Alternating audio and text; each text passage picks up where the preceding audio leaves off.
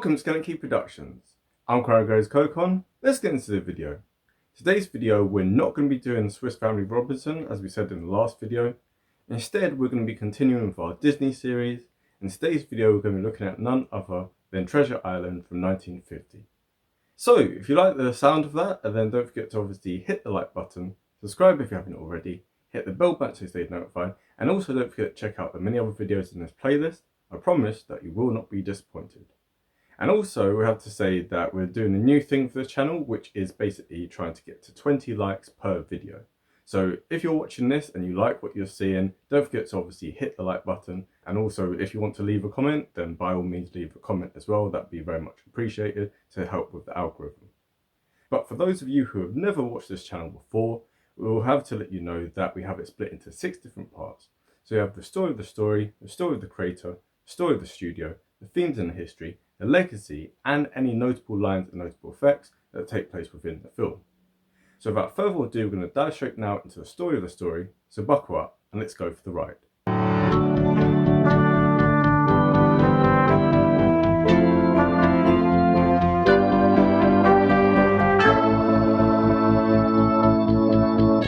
So our story starts on the west coast of England in 1765, where we end up going to an inn which is staffed by Jim Hawkins.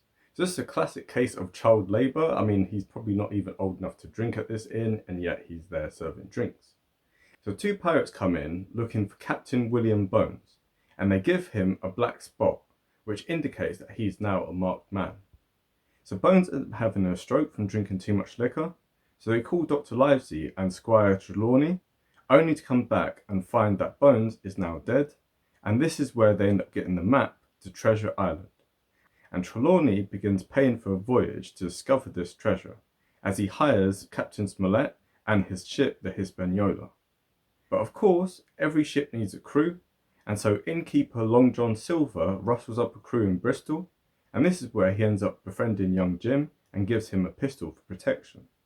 Now on board, Captain Smollett is very suspicious of the crew, and so he orders that all guns should be locked away. And so George Merry ends up getting lashes from Mr. Arrow for having a gun, and they all end up getting their rations taken away from them as punishment. So when a storm hits, they get their revenge on Mr. Arrow by getting him drunk, and so he goes up and ends up getting washed overboard. Now later the next night, Jim overhears a plan for a mutiny, and when they reach the island, Long John takes him hostage, but of course, Jim runs off and comes across Ben Gunn, who had been marooned there 5 years ago by Long John Silver, and so Ben helps Jim with a boat and with a hut. Now at this point, the pirates end up seizing the ship, and they hoist the pirate flag, and they force the good guys to have to swim to shore.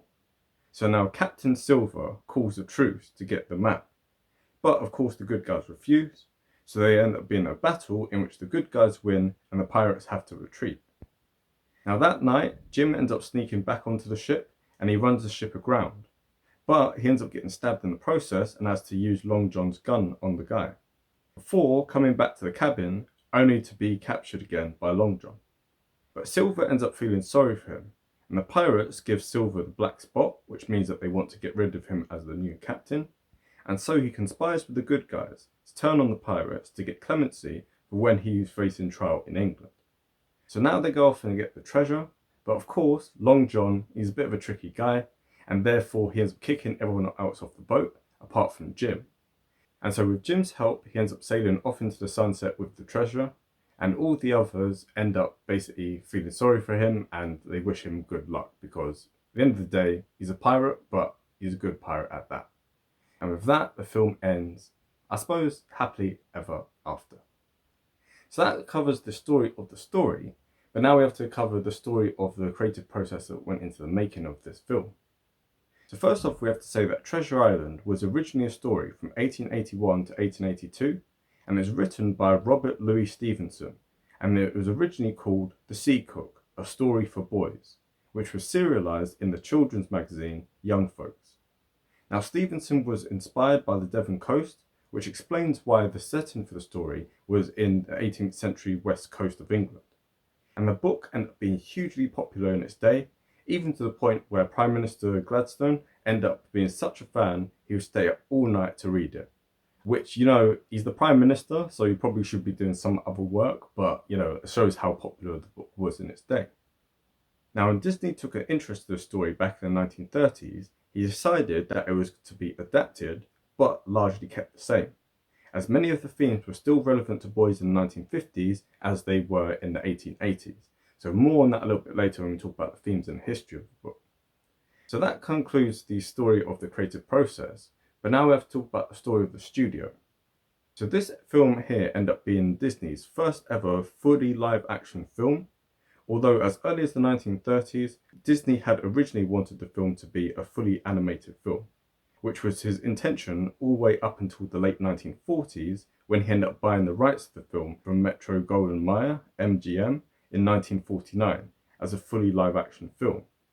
So the film was filmed by RKO/Walt Disney British Productions, and it was filmed exclusively in England. So all the shots that you can see of the actual background and stuff, that was actually filmed along the west coast of England.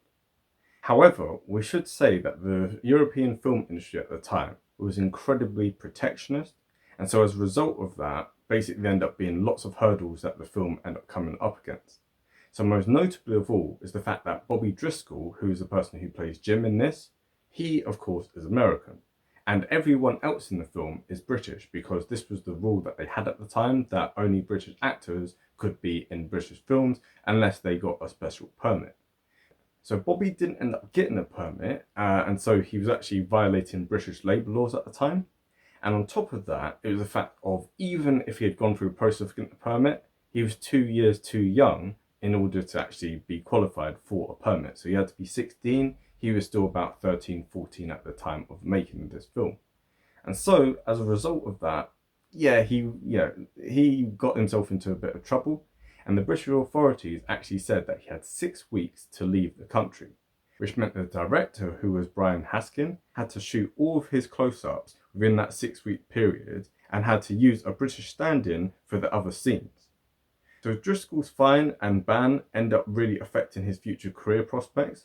And although he ended up being the voice of Peter Pan in Peter Pan from 1953, definitely go and check that video out, it ended up being a thing where he kind of struggled with his career afterwards. And actually how he ended up was not in a very good place. We have the description on screen at the moment.